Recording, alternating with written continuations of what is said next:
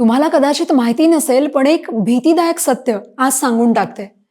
आज आपण जी मराठी बोलतोय, वाचतोय, लिहितोय, ती मराठी कदाचित आपल्यापर्यंत पोहोचलीच नसती. छत्रपती शिवाजी महाराज होते म्हणून मराठी आज आहे. तुम्हाला माहिती आहे, आज शाळेत मराठीऐवजी इराणची भाषा शिकवली गेली असती. हीच इराणची भाषा आपली राष्ट्रभाषा ही असती. पण हे महाराजांनी होऊ दिलं नाही. महाराजांनी हे सगळं कसं केलं, तुम्हा आम्हा सगळ्यांना माहिती पाहिजे, यासाठी हा व्हिडिओ शेवटपर्यंत नक्की पहा. छत्रपती शिवाजी महाराजांचा जो काळ होता त्या मध्ययुगामध्ये आणि त्याच्या अगोदर जवळजवळ साधारण 2 शतकं भारताच्या बहुतांशी भागावर परकीय लोकांनी राज्य केलेलं आहे. जे राज्यकर्ते होते त्यांनी तिकडून येताना अर्थातच त्यांची भाषा सुद्धा आणली आणि मुख्यतः राज्यकारभार जो चालायचा तो सगळा त्यांच्या फारसी भाषेमध्ये चालायचा. महाराजांच्या काळापर्यंत मुघलांचं राज्य देशभरात पसरलं. त्यावेळी तर अरबी, तुर्की, फारसी या भाषांची भारतीय भाषांवर कुरघोडी सुरू झाली. फक्त भाषाच नाही तर भारतीय संस्कृतीवर देखील ही आक्रमणं सुरू झाली. पण महाराजांनी गड किल्ले ताब्यात घेत हिंदवी स्वराज्याची स्थापना केली. छत्रपती शिवाजी महाराज हे असे पहिले राज्यकर्ते आहेत की ज्यांनी या फारसीचा प्रभाव काढून टाकायचा प्रयत्न केला आणि हे झालं राज्याभिषेकाच्या नंतर.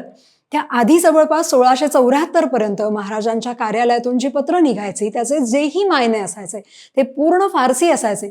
शिवाजी राजे हे नाव आणि गावाची नावं इतकं सोडलं तर बाकी सगळं फारसी असायचं. पण ज्या वेळेला छत्रपती शिवाजी महाराजांनी राज्याभिषेक करून घेतला आणि त्या राज्याभिषेकानंतर जे पहिलं पत्र निघालं त्याच्यामध्ये मायना बदलला आणि त्यानंतर पूर्णपणे संस्कृत आणि मराठी यांचे प्रभाव असणारे पत्र निर्माण व्हायला सुरुवात झाली. म्हणजे अगोदर जी पत्र निघायची त्याच्यामध्ये शिवाजी महाराजांचा साहेब हा उल्लेख व्हायचा, जो नंतर स्वामी असा व्हायला लागला. इतकंच नाही तर महाराजांनी फारसीचा प्रभाव पूर्ण प्रशासकीय व्यवहारातून सुद्धा काढायचा प्रयत्न केला. परकीय संस्कृतींचं सावट दूर करण्यासाठी तेव्हा महाराजांनी स्वतःची राजमुद्रा तयार केली, तीही संस्कृत भाषेत. राजमुद्रेवर संस्कृत श्लोकाचा वापर करून त्याद्वारे महाराजांनी मराठी भाषेचा सांस्कृतिक आणि राजकीय वारसाही जपला. पुढे फारसी भाषेचा प्रभाव दूर करण्यासाठी रघुनाथ पंडित यांना राज्य व्यवहार कोश तयार करण्याचे आदेश दिले गेले. रघुनाथ हनुमंते यांनी धुंडीराज व्यास या विद्वान माणसाच्या मदतीनं राज्य व्यवहार कोशात परकीय शब्दांना पर्याय म्हणून 1400 संस्कृत आणि मराठी शब्दही समाविष्ट केले. दरबारी कारभारात प्रचलित असलेल्या फारसी भाषेऐवजी मराठी आणि संस्कृत भाषेला प्राधान्य दिलं. त्यांनी राजकीय पत्रव्यवहार म्हणजेच लेखन पद्धतीमध्ये सुद्धा मराठी भाषा जास्तीत जास्त वापरली जावी यासाठी अतोनात प्रयत्न केले. वजीरच्या जागी प्रधान, दिवाणच्या जागी सचिव असे संस्कृत शब्द वापरात आणले. सेनापती, अमात्य, न्यायाधीश हे याच कोशातून आलेले शब्द आहेत. त्यामुळे मराठी भाषेवर होणारा परकीय प्रभाव कमी झाला. बरं, हा भाषिक बदल जो आहे तो फक्त प्रशासनापुरता मर्यादित नव्हता, तर त्याचा प्रभाव पुढे छत्रपतींच्या कारकिर्दीतही दिसतो.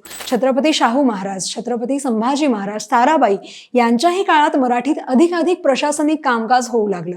महाराजांनी भाषेला केवळ संवादाचं साधन न ठेवता ती स्वराज्याची अस्मिता बनवली आणि याचमुळे मराठी भाषेचा राजकीय आणि सांस्कृतिक वारसा टिकवून ठेवण्यात छत्रपती शिवाजी महाराजांचं मोठं योगदान आहे, हे आपल्याला माहिती असायला हवं. महाराजांनी मराठीला अभिमानाची भाषा बनवलं आणि हा वारसा पुढे महाराष्ट्राच्या इतिहासात कायम राहिला आणि इथून पुढेही राहील. ही आपली जबाबदारी आहे, कारण ही जबाबदारी आपल्या छत्रपती शिवाजी महाराजांनी आपल्यावर टाकली आहे.